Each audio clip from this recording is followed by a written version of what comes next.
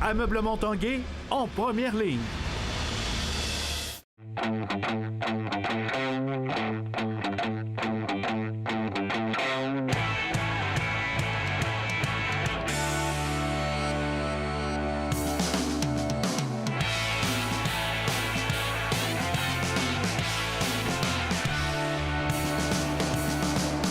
À tous, un bon mardi. Bienvenue à l'Esprit sportif. Dans l'émission d'aujourd'hui, un peu plus tard, on parlera golf. C'est le début de la saison. On vous dira comment bien vous préparer. Également, on parlera de Samuel Blais, le numéro 9 des Blues de Saint-Louis de Montmagny, qui présentement dispute la finale de la Coupe Stanley. Mais d'abord, on parle tennis. Le tournoi Coupe Banque Nationale serait bientôt vendu. C'est ce qu'a appris hier TVA. Et Stéphane Turcot nous en dit plus long dans ce reportage.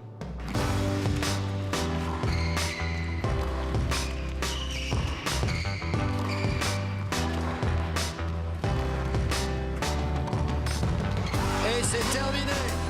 La situation, c'est que le tournoi est à vendre. Jacques Hérisset est là depuis les débuts en 1993 et jure que 26 ans plus tard, il n'est pas amer.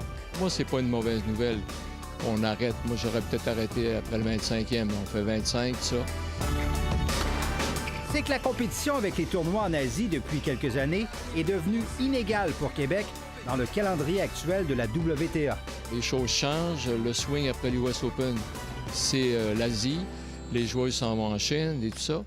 Qu'est-ce qu'on peut faire? Nous changer de date, on a essayé, c'était pas possible. Alors donc, possibilité, puis Eugène a pris les choses en main avec Tennis Canada pour dire, bien peut-être qu'on pourrait le vendre parce qu'il a une belle valeur. Une valeur de plus de 1 million de dollars pour Tennis Canada. Si officiellement le tournoi de tennis féminin de Québec devait tirer sa révérence après 26 ans d'existence, en contrepartie, Tennis Canada promet la naissance d'un autre événement du genre pour Québec. Quel que soit la formule, est-ce que ça serait les gars? On serait peut-être dû pour faire des gars, on fait 26 ans de filles ou faire du mix. Un événement international ou à saveur internationale? Bien, sûrement, parce qu'on fait de la WTA là, depuis 26 ans. Là. Si les foules étaient décevantes ces dernières années, n'empêche, c'est une page importante de l'histoire du sport à Québec qui se tourne alors que quelques-unes des meilleures raquettes au monde ont défilé ici, avec les Tosia, Capriati, Davenport, Sharapova. Ça a été du bonheur, comme le disait si bien la dernière championne, la Française Pauline Parmentier. C'est que du bonheur, tabernacle. Stéphane Turcot, TVA Sport, à Québec. Originaire de Montmagny, Samuel Blais dispute présentement la grande finale de la Coupe Stanley dans l'uniforme des Blues de Saint-Louis. Dès son jeune âge, au hockey mineur, il retenait l'attention, entre autres au tournoi international de hockey Atome de Lévis. Reportage. En 2007, Samuel Blais avait 10 ans. En 2007, dans l'uniforme des Alliés de Montmagny Atome WB, Samuel Blais a marqué l'imaginaire. L'édition 2007, c'est la plus belle édition que j'ai vécue. Francis Bouchard est vice-président du tournoi Atome de Lévis et il se souvient de l'engouement provoqué par ce petit joueur de Montmagny. Je n'étais pas préparé à ça. Je me rappelle, je voyais les gens rentrer. Puis à un moment donné, j'étais allé voir en bas, puis il y avait une file qui allait jusqu'en rue à la rue de Lévis. Puis on s'attendait vraiment pas qu'il y ait 1200 personnes pour un match à Atome. Des foules qui ont applaudi plus d'une fois les buts que Samuel Blais marquait au tournoi Atome de Lévis. Son premier match, il jouait contre la République tchèque. Après 2 périodes, c'était 8-0. Je pense que Samuel avait déjà 3 ou 4 buts. Je me rappelle pas exactement de ses statistiques totales au tournoi, là, mais je pense qu'il avait eu quelque chose comme 25 buts pendant tout le tournoi. En plus de 50 ans d'histoire, le tournoi de Lévis a vu défiler beaucoup de joueurs marquants, mais peu ont attiré autant les regards. Samuel Blais dans les 3 meilleurs joueurs. Stamkos en 2000, il est exceptionnel aussi. Il y a eu Tyler Seguin aussi l'année précédente qui avait été excellent, mais jamais ces joueurs-là ont fait courir les foules comme Samuel l'a fait. Là. Si en 2007, Samuel Blais avait remporté le tournoi de Lévis avec son équipe de Montmagny, il souhaite aujourd'hui pouvoir faire défiler le plus gros trophée du hockey dans sa ville natale. Stéphane Turcot, TVA Sport, à Québec. Après la pause, comment bien se préparer pour sa prochaine saison de golf?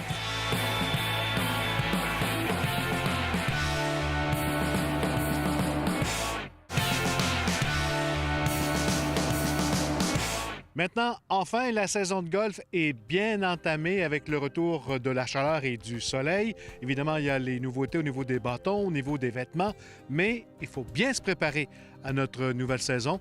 Et pour ce faire, nous avons rencontré le professionnel du Club La Tempête, Kevin Tremblay.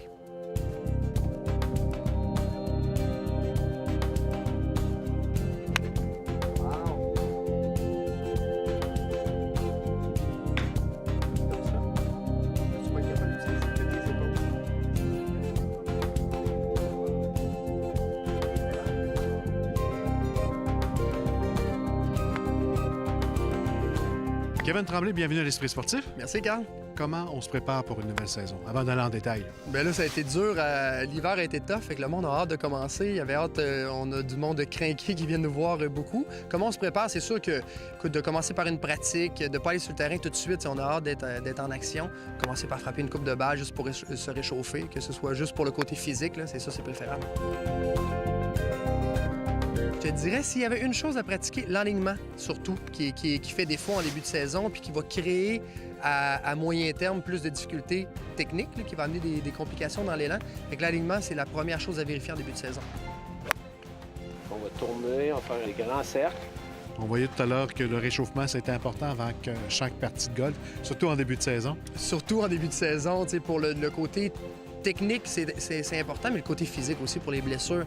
Ça arrive souvent que les gens se blessent en début d'année, maux de dos, cuisses et tout ça. Fait que de bien s'échauffer, c'est sûr que c'est une priorité. Puis il y a peu de gens qui le font. Et là, votre backswing et la descente se font sur la même trajectoire. De plus en plus de golfeurs prennent un cours de golf. Oui, je pense que le monde a vu, considère l'efficacité de ça, on a vu l'efficacité de ça. Quand on le teste, des fois, on est un peu réticent à ça, on sait pas trop si le pro va tout changer, mais on n'est pas là dans notre enseignement, pas ici. C'est sûr qu'on change pas, on part pas de la base avec les gens. Là. Fait que les gens voient l'efficacité de ça, travaillent les bonnes choses pour eux. C'est dur de mettre le doigt dessus là, quand on est amateur, quand on connaît plus ou moins le côté technique, là, savoir qu'est-ce qui s'adresse à nous, qu'est-ce qui s'adresse moins à nous. Il y a ton break en extension, c'est la balle est vis-à-vis de ton œil, c'est super. La technologie est toujours au service des golfeurs. Ça aide aussi en début de saison? Oui, la technologie. Je travaille, moi, de pair avec Michel Barr, qui est club-fitter ici.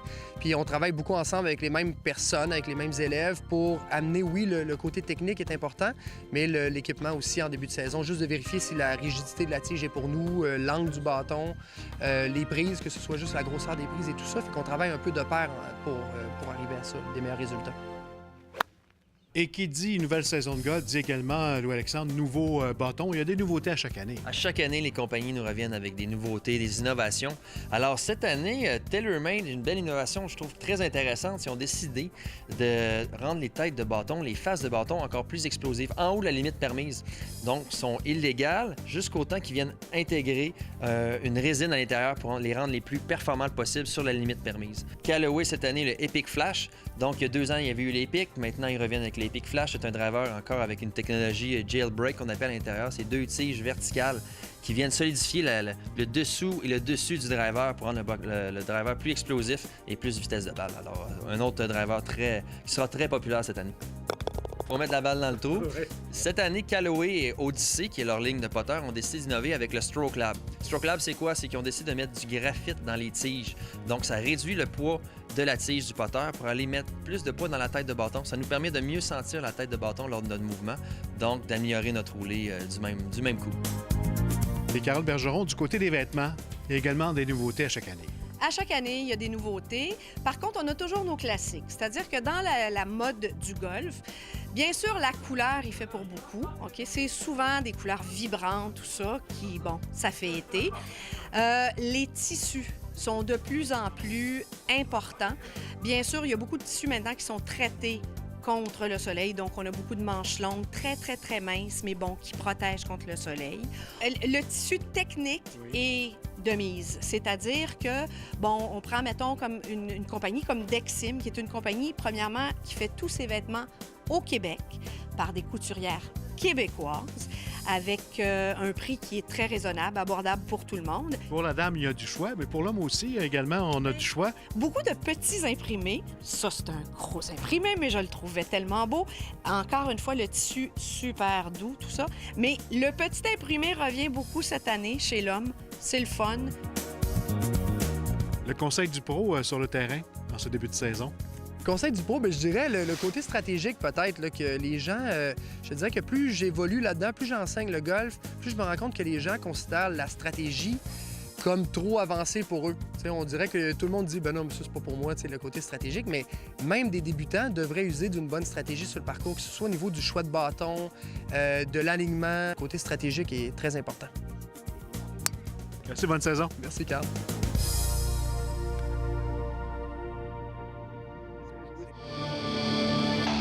Conserve, envoie la mouchure, fait seul, le tir est vu! Félix Bibeau!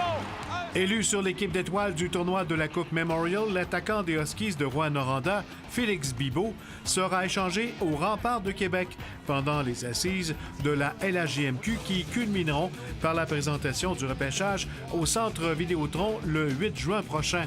Bibeau, qui a inscrit 5 buts et ajouté une mention d'aide en 5 rencontres, s'est avéré l'un des meilleurs joueurs parmi les 4 équipes engagées au rendez-vous national qui a vu les Huskies se couvrir d'honneur pour la première fois de leur histoire dimanche soir à la suite d'une victoire de 4-2 aux mains des Moussats d'Halifax. Son arrivée dans le vestiaire des Remparts, où il occupera l'un des 3 casiers de joueurs de 20 ans, complétera la transaction qui avait envoyé Louis-Philippe Côté en Abitibi en retour du jeune arrière Roman Rosinski et de quelques choix au repêchage. Pour le dernier match à domicile d'une séquence de 7 matchs, les Capitals de Québec ont été dans le coup tout au long de la rencontre face aux Boulders de Rockland, mis à part une 5e manche fatale de 4 points accordée pour l'équipe québécoise. Hier soir, les Capitals se sont finalement inclinés par la marque de 6-3 au Stade Canac. Les Capitals qui occupent encore le dernier rang du classement de la Ligue Can-Am après 11 matchs et la formation de Patrick Scalabrini compte seulement 3 victoires depuis le début de la campagne. Après une séquence de 7 rencontres à domicile, les Capitals prennent la route pour disputer 3 matchs dès demain contre les Jackals de New Jersey et 3 autres contre les Boulders à Rockland. Et voilà, à tous les golfeurs, on vous souhaite une belle et bonne saison de golf. C'était l'Esprit sportif. Bye bye tout le monde. À demain.